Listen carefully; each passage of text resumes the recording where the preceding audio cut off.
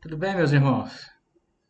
Nosso objetivo aqui com esse vídeo é darmos continuidade ao nosso estudo sobre escatologia, né? Antes de começar essa pandemia, nós estávamos estudando escatologia, os irmãos bem podem lembrar disso, né? Estamos usando como livro base do nosso estudo esse livro aqui, ó, A Bíblia e o Futuro, de Anthony Huckman. E nós paramos no capítulo 13 do livro, que trata da natureza da segunda vinda. Então, tratamos já de muitas coisas, né? Os irmãos se lembram disso, escatologia inaugurada, né? Falamos sobre esse tema da escatologia inaugurada durante um longo período, depois entramos em escatologia futura, até chegarmos nesse ponto onde estamos no capítulo 13, a natureza da segunda vinda. Como vai ser, né, a segunda vinda de Cristo? De quantas etapas se constitui a segunda vinda de Cristo? Como texto base desse capítulo, eu usei o texto de Mateus 24, 27 a 28, que diz o seguinte: porque assim como o relâmpago sai do Oriente e se mostra até no Ocidente, assim há de ser a vinda do Filho do Homem. Onde estiver o cadáver, aí se ajuntarão os abutres. Esse texto diz para nós que a volta do Senhor Jesus será uma volta, em primeiro lugar, visível, né? Porque assim como o relâmpago sai do Oriente e se mostra no Ocidente, é uma volta gloriosa e uma volta visível. E ele também nos assegura que esse evento vai acontecer. Na segunda parte aqui, no versículo 28, né, o texto diz: onde estiver o cadáver, aí se ajuntarão os abutres. Essa era uma expressão hebraica para qualificar como verdadeira o que havia sido dito antes, né? Assim como onde existe cadáveres, os abutres chegam àquele local, assim o que tinha sido dito se cumprirá. Então, de fato, a volta do Senhor Jesus, ela é um fato que vai acontecer. Assim como os nossos irmãos profetas do Antigo Testamento profetizaram que ele ia vir uma primeira vez, e ele de fato veio, dividiu a história, é um fato histórico, é inegável que ele veio a primeira vez. Assim também ele mesmo disse que voltaria, e se ele veio a primeira vez, é certo que ele também voltará. Então hoje a gente vai estudar aqui a dar alguns aspectos dessa segunda vinda do Senhor Jesus, né? Vamos passar aqui. A primeira pergunta que sobe quando tratamos da natureza do Senhor, da segunda vinda do Senhor Jesus, é de quantas etapas será essa segunda vinda? De quantas etapas será a parousia? Os irmãos bem se lembram que parousia é o termo grego, um dos termos gregos, né, para a gente definir a segunda vinda de Jesus. Então, meus irmãos, primeiramente a gente estudou a posição dispensacionalista pré-tribulacionista. É um nome difícil, né? Mas como é uma doutrina bem defendida no nosso país e no mundo inteiro, a gente precisa entender um pouco a respeito dela também para aprender a refutá-la, porque não é a doutrina que é mais coerente com a revelação, né? A posição dispensacionalista pré-tribulacionista, ela define a segunda volta de Jesus em duas etapas. Ou seja, a segunda vinda de Jesus acontecerá de duas vezes, né, em prestação. A primeira etapa da volta de Jesus é o que eles chamam de arrebatamento. O que significa essa primeira etapa chamada de arrebatamento? O Senhor Jesus, ele inicia o seu processo de descida à terra, mas essa descida é uma vinda que para entre as nuvens, né? O que os dispensacionalistas chamam de vinda invisível, né? Ela vai ser invisível aos moradores da terra, segundo os dispensacionalistas, né? Seria uma volta entre as nuvens, e neste momento em que Jesus efetua essa volta, a igreja triunfante, né, a igreja formada por aqueles cristãos que já se foram e encontram no paraíso, eles vão ressuscitar, né, com corpos já glorificados, incorruptíveis. Os crentes que estiverem na terra nesse momento da volta invisível do Senhor, dessa vinda secreta do Senhor, serão transformados para terem os seus corpos incorruptíveis. E juntamente com os cristãos que ressuscitaram, esses cristãos que são transformados são arrebatados até o ponto onde Jesus está, entre as nuvens, né? É uma vinda secreta. Então, o restante da humanidade não contempla Jesus Cristo vindo, mas eles contemplam as pessoas desaparecendo, né? O que é chamado de arrebatamento. Então, a igreja do Senhor, a totalidade da igreja do Senhor até aquele momento, né? Composta da igreja triunfante, daqueles que são transformados, daqueles cristãos que estiverem na terra, eles sobem já com corpos glorificados e encontram o Senhor nos ares. O Senhor Jesus encontra a sua igreja entre as nuvens e retorna para o céu, onde, segundo os dispensacionalistas, é então dado início à ceia, às bodas do Cordeiro. E essa ceia acontece no céu e dura 7 anos, né? Literais. Então a igreja é arrebatada para o Senhor, encontra o Senhor nos ares, e o Senhor, com a sua igreja, ele volta ao paraíso e celebra as bodas do Cordeiro com a sua igreja. Enquanto isso, aqui na terra, acontecem os seguintes eventos. Enquanto a igreja está celebrando as bodas do Cordeiro no céu por 7 anos, aqui na terra vai acontecendo uma série de eventos. São eles: a grande tribulação, né, que vai acontecer principalmente na segunda metade desses 7 anos. Essa grande tribulação ela vem por causa do advento do anticristo que surge sobre a terra, né? Durante esse tempo de grande tribulação, da presença do anticristo, há uma redenção, né? Uma salvação de um inumerável membros que fazem parte de Israel, né, da religião judaica e também de gentios.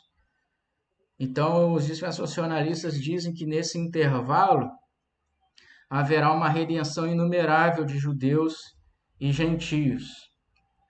O que é já um pouco estranho, né? Porque é como se essas pessoas, depois, né, da volta de Jesus, ainda teriam uma segunda chance de se arrependerem dos seus pecados, né? As nações, então, elas vão se reunir para atacar o povo de Deus, e esse povo de Deus é o povo de Deus que está na terra, corresponde a essa redenção aqui inumerável de judeus e gentios, né? Então as nações da terra se reunirão para atacar essa igreja, o povo de Deus, né? E atacam essa igreja. Mas, no fim desse período de 7 anos, existe ainda uma conversão nacional do Estado de Israel, né? Alguns dizem que essa conversão nacional do Estado de Israel aconteceria pouco antes da segunda etapa da segunda vinda, ou aconteceria no momento da segunda etapa da segunda vinda. E o que é essa segunda etapa? Nessa segunda etapa, segundo os dispensacionalistas, Cristo, ele, depois de celebrar a ceia com a sua igreja que foi levada para o céu no tempo de arrebatamento, ele retorna então em glória, acompanhado pela igreja.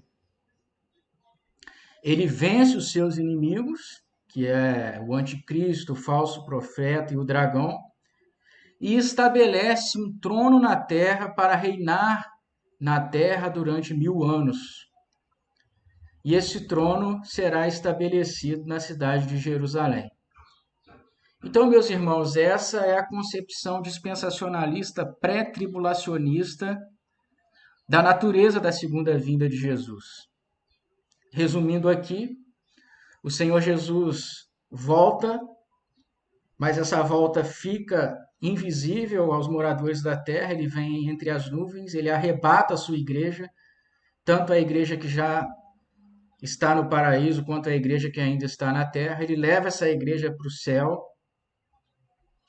ele celebra 7 anos de boda com essa igreja, e depois desses 7 anos ele retorna à terra.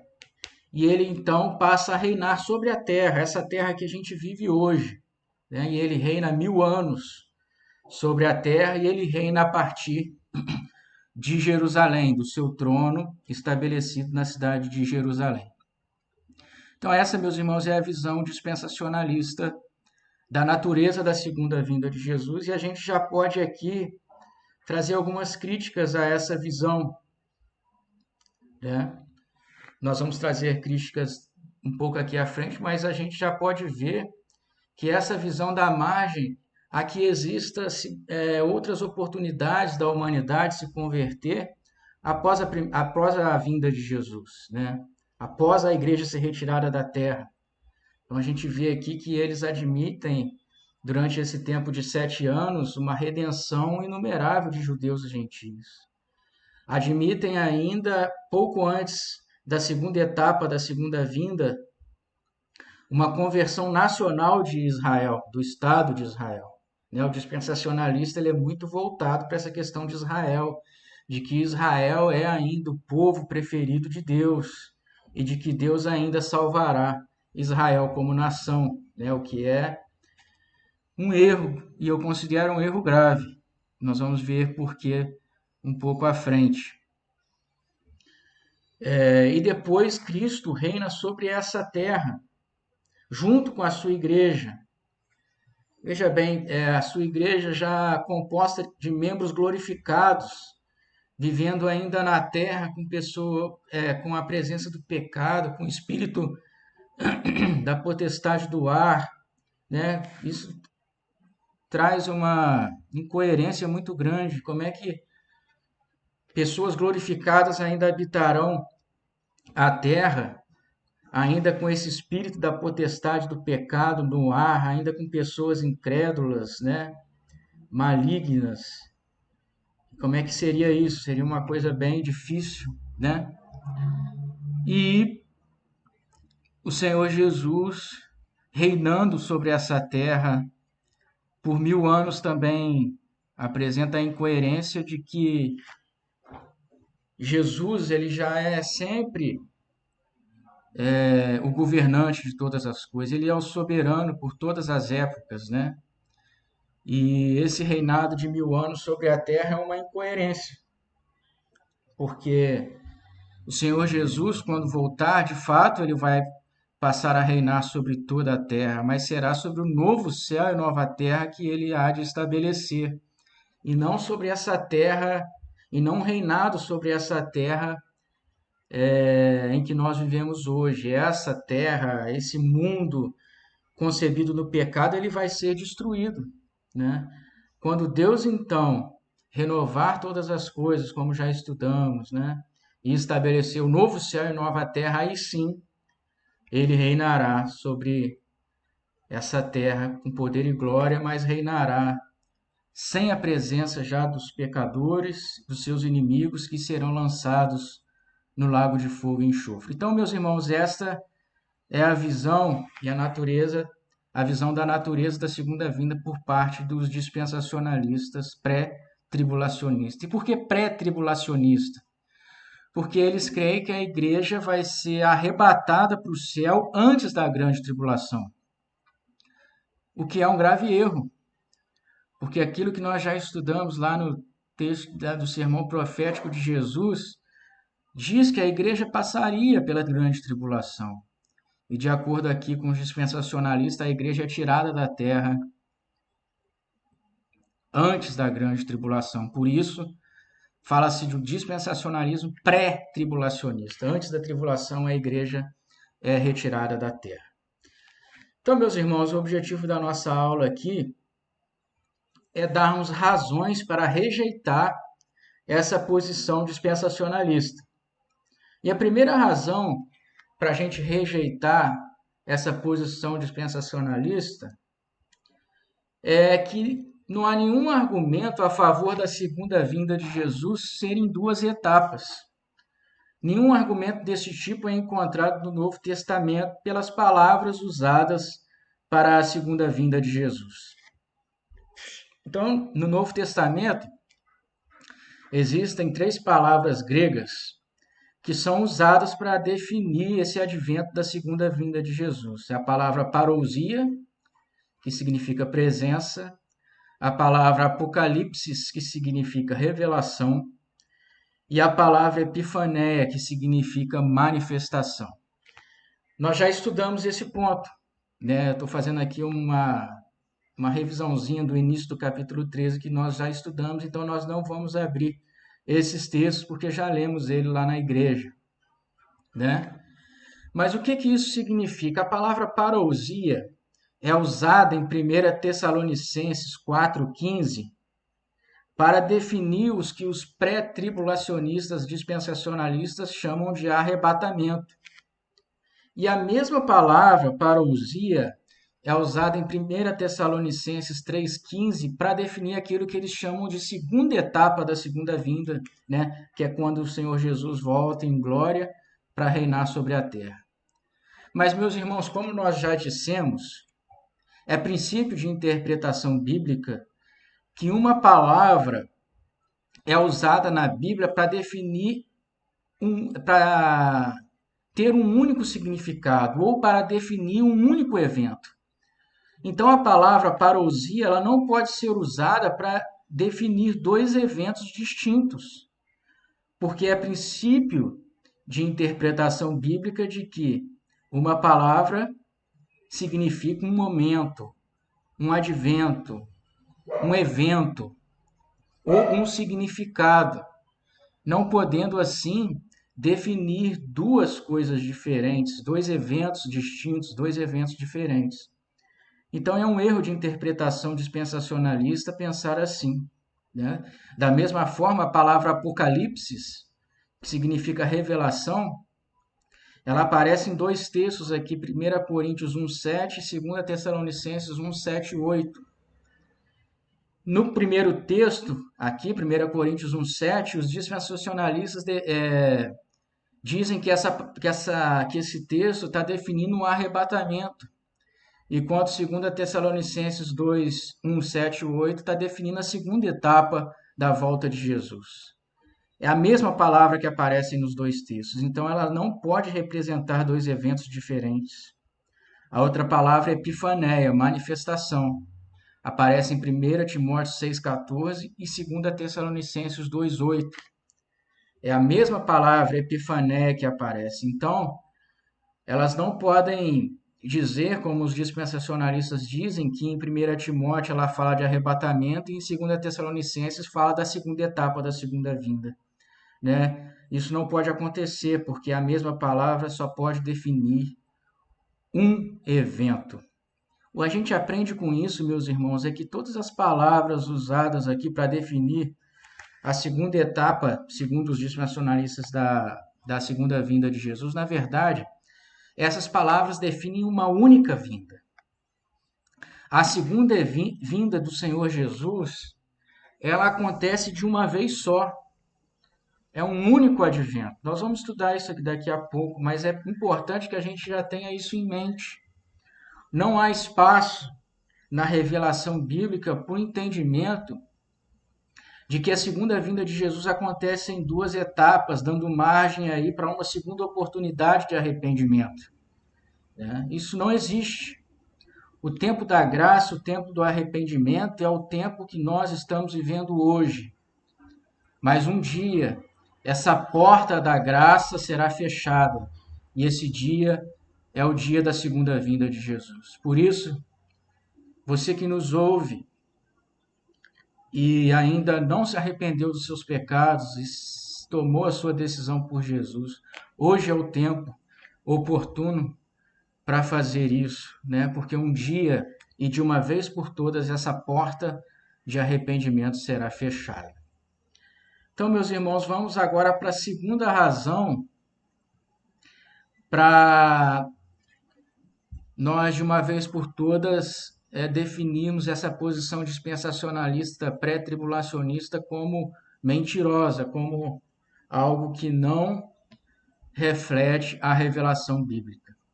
O segundo argumento seria que as passagens do Novo Testamento que descrevem a grande tribulação não indicam que a igreja será removida da terra antes que a tribulação aconteça.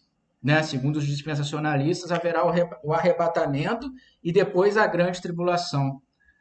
Mas as passagens do Novo Testamento que descrevem a grande tribulação indicam claramente que a igreja estará presente na terra no advento da grande tribulação. O texto de Mateus 24 é muito claro nisso. Vamos dar uma olhada lá.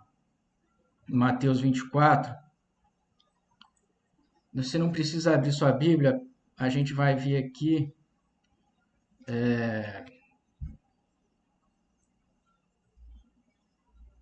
Na nossa Bíblia aqui, texto de Mateus. Deixa eu só acertar aqui. Mateus capítulo 24, versículos 22 e depois de 29 ao 30. Então aqui, ó, eu estou usando aqui a Almeida Corrigida Fiel, que é a versão em português que esse programinha aqui tem, né? Que a revista atualizada é uma edição que pertence à Sociedade Bíblica do Brasil, então eles têm os direitos sobre a revista atualizada. Por isso eu estou usando aqui a Corrigida Fiel, né? E ela diz assim a respeito da grande tribulação: e se aqueles dias não fossem abreviados, nenhuma carne se salvaria, mas por causa dos escolhidos serão abreviados aqueles dias. Esse texto, meus irmãos, nós já o estudamos, e ele fala da grande tribulação. E ele fala que esse tempo da grande tribulação foi abreviado pelo Senhor por causa dos escolhidos. Ora, se é por causa dos escolhidos, certamente os escolhidos estarão na terra sofrendo essa grande tribulação. Então não existe argumento aqui, diante desse texto de Mateus, para definir que a igreja não estará na terra na época da grande tribulação. Vamos ver ainda do versículo 29 ao 31.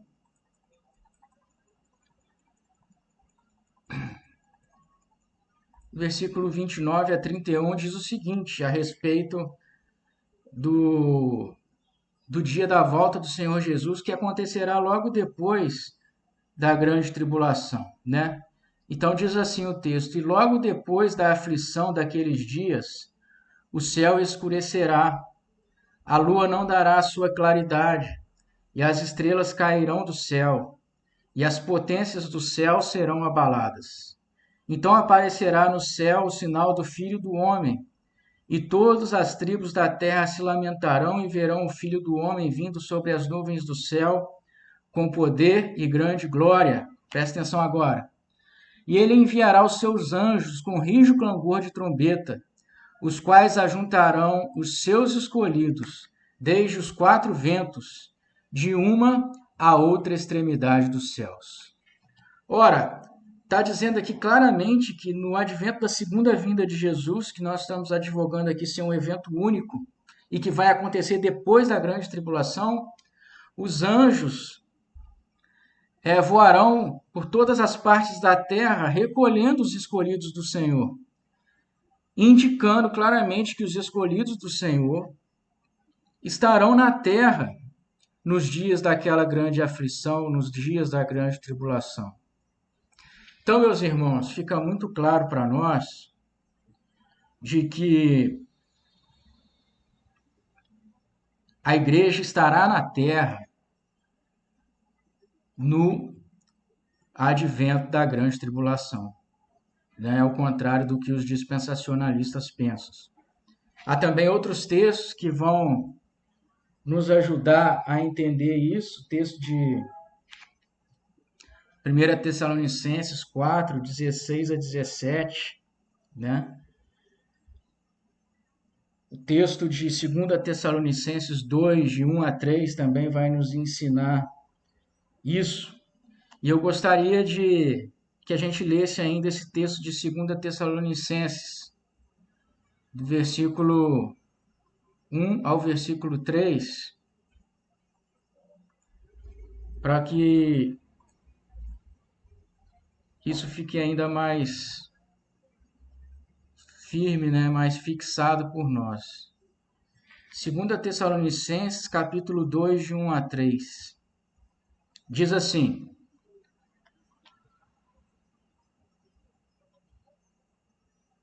Espera aí que eu acho que eu peguei o texto errado. Acho que é 1 Tessalonicenses. Eu peguei 2 Timóteo. 2 Tessalonicenses, capítulo 2, de 1 a 3. Diz assim: Ora, irmãos, rogamo-vos pela vinda de nosso Senhor Jesus Cristo e pela nossa reunião com Ele, que não vos movais facilmente do vosso entendimento, nem vos perturbeis, quer por epístola, quer por palavra, como de nós, como se o dia de Cristo estivesse já perto. Ninguém de maneira nenhuma vos engane, porque não será assim, sem que antes venha a apostasia e se manifeste o homem do pecado, o filho da perdição. Ora, meus irmãos, o texto é muito claro para dizer para nós, né?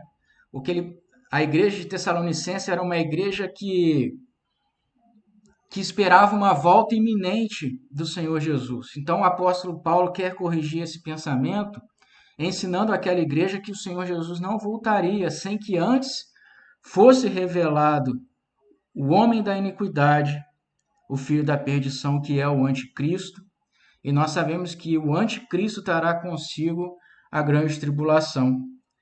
Olha, meus irmãos, se o apóstolo Paulo está ensinando para a igreja de que o Senhor Jesus não vai voltar sem que antes seja revelado o anticristo, é impróprio dizer que a igreja não estaria presente na revelação do anticristo, que é também a revelação da grande tribulação. Porque Paulo está aqui dizendo para a igreja de Tessalonicenses, ensinando eles: olha, antes de vocês verem o Senhor Jesus voltar, vocês vão ver a manifestação do anticristo. E com a manifestação do anticristo, a grande tribulação. Então, meus irmãos, como essa carta é endereçada não só à igreja de Tessalônica, mas a toda a igreja do Senhor espalhada sobre a face da terra durante todas as eras, nós entendemos claramente que a igreja verá a grande tribulação. Os dispensacionalistas ensinam que esses escolhidos do texto de Mateus 24, no qual o texto diz que os dias serão abreviados por causa desses escolhidos, é uma referência ao povo judeu, né, que se converterá no intervalo entre as duas etapas da volta de Jesus. Mas com esse texto de 2 Tessalonicenses, fica claro para nós de que não se refere aos judeus. Porque o texto aqui é dirigido à igreja de Tessalônica, formada em sua maioria pelos gentios. E o apóstolo Paulo diz que os gentios verão a manifestação do anticristo. Então, aqueles escolhidos que estão referenciados lá no texto de Mateus 24, que pelos quais o Senhor abreviaria os dias da grande tribulação, aqueles escolhidos não são escolhidos judeus, mas são os escolhidos do Senhor entre todas as nações. Então, meus irmãos, aí nós temos mais um argumento para jogar por terra a posição dispensacionalista. Ainda o terceiro argumento, né, que nós vamos ver aqui, que é a principal passagem do Novo Testamento que fala sobre o arrebatamento, não ensina um arrebatamento pré-tribulacionista. Ou seja, a principal passagem do Novo Testamento que fala do arrebatamento, não fala de um arrebatamento antes da grande tribulação. Essa passagem é a passagem de 1 Tessalonicenses 4, 16 a 17. E a gente vai lá dar uma olhada nela. 1 Tessalonicenses, capítulo 4, versículo 16 e 17. Diz assim: porque o mesmo Senhor descerá do céu com alarido e com voz de arcanjo e com a trombeta de Deus, e os que morreram em Cristo ressuscitarão primeiro. Depois nós, os que ficarmos vivos, seremos arrebatados juntamente com eles nas nuvens, a encontrar o Senhor nos ares. E assim estaremos para sempre com o Senhor. Portanto, consolai-vos uns aos outros com essas palavras. Meus irmãos, esse texto aqui, ele nos ilumina bastante com respeito à natureza da segunda vinda de Jesus.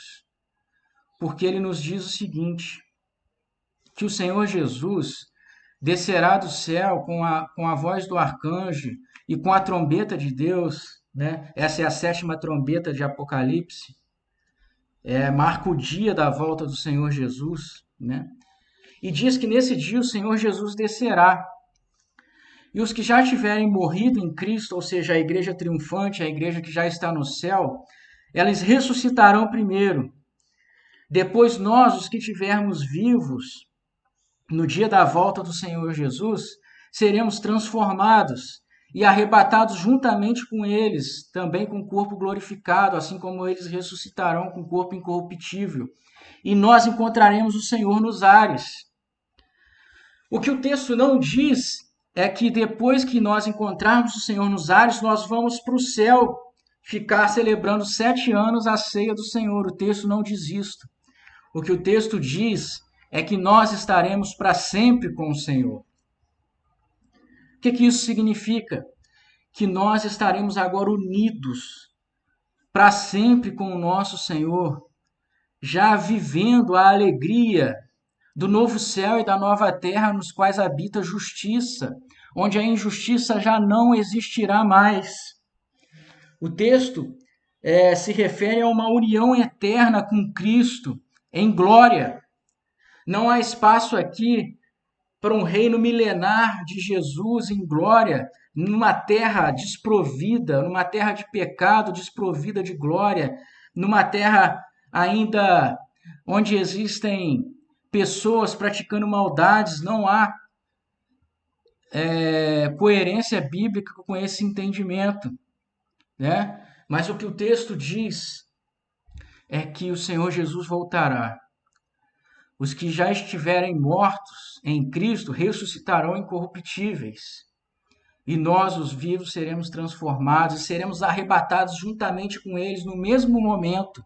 E encontraremos o Senhor Jesus nos ares. E nós não voltaremos com o Senhor para o céu. O Senhor, ele termina a sua descida até a terra, né? Ele julga todas as coisas, estabelece novos céus e nova terra, onde habita a justiça, e nós habitaremos para sempre com o Senhor. É o que o texto está nos ensinando. Então, meus irmãos, o arrebatamento da igreja vai acontecer sim, no advento da segunda vinda de Jesus. O Senhor Jesus descerá. Quando ele estiver no meio do caminho da sua descida, a igreja é arrebatada e encontra com o Senhor nos ares. O que acontece é que depois desse encontro, o Senhor termina a sua descida com a sua igreja. E ele então realiza o julgamento final, lança os seus inimigos no lago de fogo e enxofre e transforma essa terra, renova essa terra e a transforma no novo céu e nova terra e nós então passaremos a habitar para sempre, diz o texto, com o Senhor. Não há espaço desse arrebatamento acontecendo antes da grande tribulação. A tribulação já aconteceu, né? O Senhor Jesus aqui volta e esse arrebatamento é o advento da segunda vinda, que é um evento único, né? Na segunda vinda do nosso Senhor Jesus. Então, meus irmãos, a passagem de Tessalonicenses não nos ensina que após encontrar a Jesus nos ares, o Senhor mudará de sentido voltando para o céu, né? Mas que nós estaremos para sempre com o Senhor. Ela não ensina um arrebatamento antes da tribulação, mas um arrebatamento depois da tribulação, né? E a igreja passou por esse arrebatamento, mas agora ela recebe o alívio com a volta do Senhor Jesus, né? A igreja é transformada e arrebatada com o Senhor Jesus, desce juntamente com ele a essa terra. E aí sim se inicia as bodas do Cordeiro, né? E essas bodas, ela é celebrada por toda a eternidade. Meu irmão, o termo que vem que no original grego é traduzido aqui por nós para encontro do Senhor nos ares é o termo em grego apântesis. O que significa apântesis? Apântesis é um termo técnico que era usado nessa época em que foi escrito o texto para definir a chegada de um grande rei. Como é que era essa chegada do grande rei? Quando uma cidade recebia a notícia de que um rei estava vindo, o que acontecia? As pessoas saíam dessa cidade a encontrar esse rei no caminho. E ele davam as boas-vindas a esse rei que continuava entrando na cidade. Então eles percorriam esse final de caminho junto com esse rei para entrar na cidade, né? Dando boas-vindas àquele rei. Esse é o termo que é usado aqui para encontrar o Senhor nos ares. Então o que vai acontecer? O Senhor Jesus, ele está chegando numa cidade, essa cidade é a terra. A sua igreja sai dessa cidade e encontra o Senhor Jesus no meio do caminho, dá as boas-vindas a ele e termina esse caminho de chegada na cidade com o rei, com a divindade, dando a ele as boas-vindas para essa cidade. Então o texto nos ensina claramente, meus irmãos, que o arrebatamento ele acontece no dia final, no dia da volta do Senhor Jesus, depois da grande tribulação. Então, meus irmãos, qual é a natureza da segunda vinda? A natureza da segunda vinda é que ela é um evento único. Ao soar da trombeta, depois da grande tribulação, o Senhor Jesus desce, ele acontece a sua manifestação, a sua epifania, né? Ele aparece, ele é revelado, né? E todo olho o verá, diz a Bíblia, não será uma volta invisível. A Bíblia diz que todo olho o verá lá em Apocalipse, depois a gente vai ver esse texto, né? A igreja então arrebatada, tanto a igreja triunfante quanto a igreja que ainda está na terra, encontra o Senhor nos ares. Ela dá as boas-vindas a esse rei, né, que termina a sua chegada na cidade, na terra, né? E ali ele julga os seus inimigos e estabelece novos céus e nova terra. Então, meus irmãos, esse texto também é bem elucidativo para nós, né? Com respeito à natureza da segunda vinda de Jesus. Vamos agora ao quarto argumento. O quarto argumento diz que a segunda vinda de Cristo envolve tanto uma vinda com o seu povo, quanto uma vida para o seu povo. Os dispensacionalistas dizem que a segunda vinda de Cristo é feita em duas etapas, já falamos sobre isso. Eles dizem que na primeira etapa, né, nós temos uma vinda para o seu povo. e na segunda etapa uma vinda com o seu povo, baseado no texto, nos textos de 1 Tessalonicenses 3,13 e 1 Tessalonicenses 4, de 13 a 18. Tessalonicenses 4, 13 a 18 usa a expressão de uma vinda para o seu povo. Nesse texto, os dispensacionalistas dizem que ele está se referindo à primeira parte da segunda vinda de Jesus, né?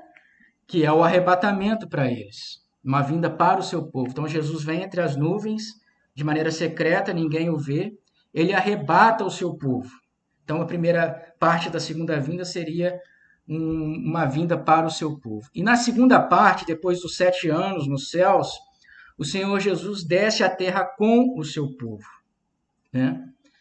E eles usam o texto de 1 Tessalonicenses 3,13 para falar que esse texto se refere à segunda etapa da segunda vinda. A segunda vinda de Cristo, então, estaria separada em 2 etapas. A primeira, o arrebatamento, e a segunda, a descida do Senhor Jesus com o seu povo. Mas, meus irmãos, se nós lermos os textos, nós não vamos ler agora, nós vamos entender que essa vinda para o seu povo e essa vinda com o seu povo, na verdade, é a mesma vinda. O texto de Tessalonicenses quer ensinar a igreja de Tessalonicenses que, quando o Senhor Jesus voltar, ele trará em sua companhia os que dormem. O que isso significa? Os tessalonicenses tinham medo de que aqueles que já tivessem morrido em Cristo não participassem da segunda vinda, da alegria da segunda vinda do Senhor, né? E o que o texto de Tessalonicenses quer dizer para nós é justamente que, quando o Senhor Jesus voltar, ele vai trazer em sua companhia os que dormem, e eles também participarão da alegria da segunda vinda do Senhor. Por que isso? Porque quando o Senhor Jesus voltar, os que já estiverem mortos ressuscitarão incorruptíveis, né? E nós, os vivos, seremos transformados e seremos todos juntos arrebatados a encontrar o Senhor nos ares. Isso significa que esse único evento da segunda vinda do Senhor é tanto uma vida para o seu povo, porque será uma vida para o seu povo que ainda estará na terra, e também uma vida com o seu povo, que será a vinda com a igreja que já era triunfante, mas eles também vão participar da alegria da volta de Jesus. Por isso a segunda vinda é uma vinda para o seu povo, como também é uma vinda com o seu povo. Essas duas expressões expressam um único evento. Um quinto argumento ainda contra a visão dispensacionalista é que não existe nenhum argumento para a vinda em 2 etapas. Nenhum argumento para a vinda em 2 etapas pode ser extraído do ensino de que a grande tribulação será um derramamento da ira de Deus sobre o mundo. Então, os dispensacionalistas, eles acham o seguinte, que a grande tribulação é o derramamento da ira de Deus sobre o mundo. Ora, a ira de Deus não pode ser derramada sobre a igreja, porque a ira de Deus já foi derramada sobre a pessoa de Jesus Cristo, livrando a sua igreja de receber a ira de Deus. De fato, isso é verdade. O Senhor Jesus já levou a ira de Deus que deveria cair sobre a igreja, né? Mas isso não quer dizer que por isso a igreja não participará da grande tribulação, porque a grande tribulação ela tem o caráter, é claro que ela vai ser também uma tribulação para o mundo, mas o caráter bíblico da grande tribulação é que ela é uma tribulação, uma perseguição sobre a igreja. Então, estar livre da ira de Deus não significa estar livre da ira do homem. Então, apesar da gente, da igreja, estarmos livres da ira de Deus, estamos protegidos da ira de Deus, estamos selados, né, protegidos da ira de Deus, que vai cair sobre o mundo, nós não estamos protegidos da ira do homem. Por isso, o reino do anticristo, a grande tribulação será direcionada principalmente contra a igreja. Por isso a igreja estará na terra. O texto de Mateus 24:9, que a gente já leu, esse texto explica claramente isso, né? Que por causa dos seus escolhidos aqueles dias seriam atribulados. Então a grande tribulação não é simplesmente uma ira de Deus contra a humanidade toda, mas ela é também um tempo de grande tribulação para a sua igreja. E essa grande tribulação contra a igreja não vem da ira de Deus, mas vem da ira dos homens, da ira do reino das trevas contra o reino da luz, contra a igreja do Senhor Jesus. Então, meus irmãos, a igreja participará sim da grande tribulação. Como será então a natureza da segunda vinda de Jesus? Após a grande tribulação, o Senhor Jesus vem num evento único. Nesse evento, ele vem quando ele está na metade do caminho. A sua igreja, tanto a que vai ressuscitar quanto a que estiver presente ainda na terra, será arrebatada. Serão arrebatados juntos e encontrarão o Senhor nos ares. O Senhor Jesus termina a sua descida, é um evento único. O Senhor Jesus julga os seus inimigos, lança-os no lago de fogo e enxofre. O Senhor Jesus estabelece novos céus e nova terra, aonde ele celebrará a ceia do Senhor com a sua igreja por toda a eternidade. Estaremos para sempre com o Senhor. Por isso o apóstolo Paulo diz: consolai-vos uns aos outros com essas palavras. A igreja de Tessalonicenses estava com medo daqueles que já tivessem morrido não participassem, não pudessem participar da segunda vinda do Senhor. Mas eles vão participar, porque eles ressuscitarão e serão arrebatados juntamente com aqueles crentes que estiverem vivos, que serão poucos vivos, né? No dia da segunda vinda de Jesus. Encontrará o Senhor Jesus nos ares e o Senhor Jesus termina a sua descida, né? Deixando claro para nós que a segunda vinda de Jesus é um evento único.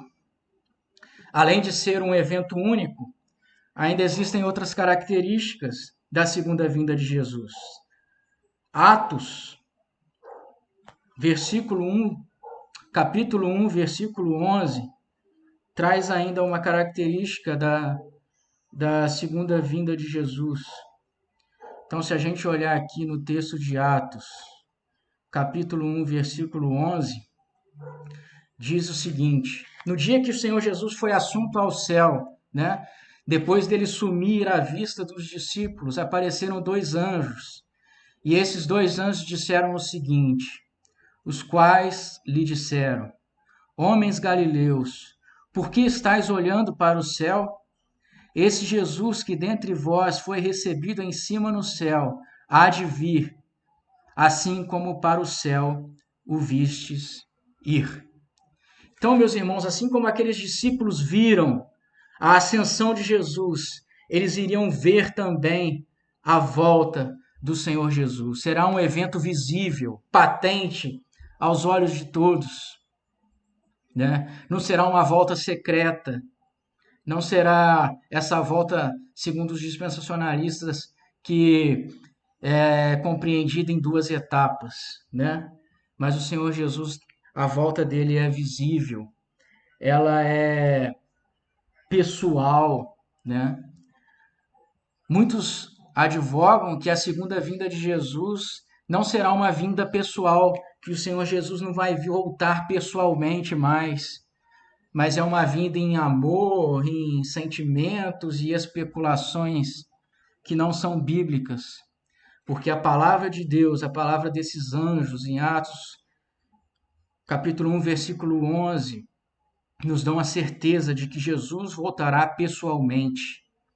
Ele voltará em pessoa, do modo como ele subiu, e isso será visível aos seus discípulos, mas não será visível somente a seus discípulos. Apocalipse 1, versículo 7, vamos ver aqui. Apocalipse capítulo 1, versículo 7 nos diz o seguinte: eis que vem com as nuvens, e todo olho o verá, até mesmo os que o traspassaram, e todas as tribos da terra se lamentarão sobre ele. Sim. Amém. Então, na revelação de Jesus para o apóstolo João de Apocalipse, o Senhor Jesus diz que ele vem com as nuvens e todo olho o verá. Será uma volta visível, toda a terra, toda a humanidade vai vê-lo, até mesmo os que o traspassaram na cruz, porque os incrédulos também ressuscitarão, mas não com corpos incorruptíveis, mas ressuscitarão para sofrerem o amargo do lago de fogo e enxofre. E todo olho o verá, todas as tribos da terra, então, aqueles que não se arrependeram no tempo oportuno, se lamentarão sobre ele e serão lançados no lago de fogo e enxofre. A volta de Jesus é uma volta também visível. E a volta de Jesus também é uma volta em glória. O texto de Mateus 24:30 vai ensinar isso para nós. A primeira vez que o Senhor Jesus veio entre nós, ele veio humilde, em forma humana, ele veio para nos salvar. Mas a segunda vinda de Jesus será uma volta em glória, ele vai vir com o seu corpo glorificado, ele vai vir em poder, e vai vir não mais para salvar, mas vai vir para julgar. Ele vai vir em glória, diz o versículo 30 de Mateus 24. Então aparecerá no céu o sinal do Filho do Homem, e todas as tribos da terra se lamentarão, e verão o Filho do Homem vindo sobre as nuvens do céu, com poder e grande glória. Meus irmãos e amigos que nos assistem, quando o Senhor Jesus veio a primeira vez, ele veio humilde. Ele entrou em Jerusalém montado num jumentinho. Ele veio para salvar. Ele veio para salvar. Ele mesmo disse: não vim para julgar a terra, mas para salvá-la. Ele veio para te salvar. Ele veio para salvar. E esse período entre a primeira e a segunda vinda de Jesus é o período oportuno para o arrependimento e para a fé, por meio dos quais o homem é salvo pelo Senhor Jesus.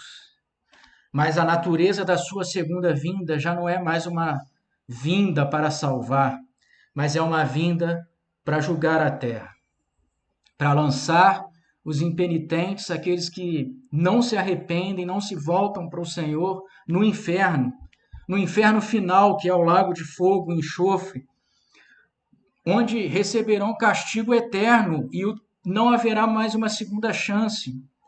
Não será mais um tempo oportuno para sermos salvos, mas é o castigo final que vai durar toda a eternidade. Por isso, essa palavra é uma palavra de extrema urgência para a humanidade, dizendo que hoje ainda é tempo de oportunidade, de arrependimento e de fé.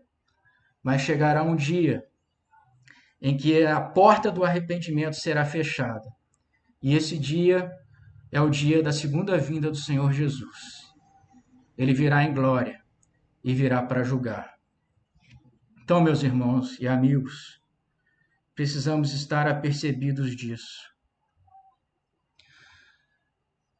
Nós vamos terminar aqui essa lição de hoje. Fique atentos, na nossa próxima lição de escatologia, nós vamos ver as principais correntes,